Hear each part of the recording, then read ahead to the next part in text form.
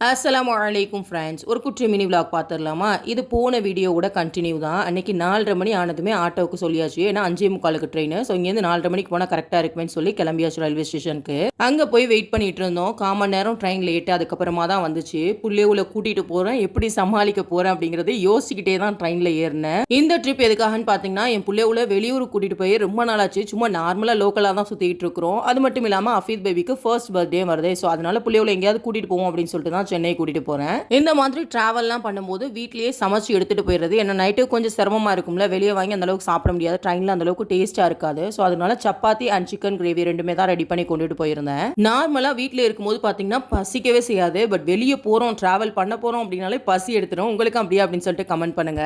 Night ஆனதுமே சப்பாத்தி and chicken gravy வச்சு சாப்பிட்டு முடிச்சாச்சு. மார்னிங் அல்ஹம்துலில்லாஹ் சென்னையில நல்லபடியா வந்து இறங்கியாச்சு. நெக்ஸ்ட் மினி விலாக்ல பார்க்கலாம். தேங்க்ஸ் ஃபார் வாட்சிங். Tata, bye bye.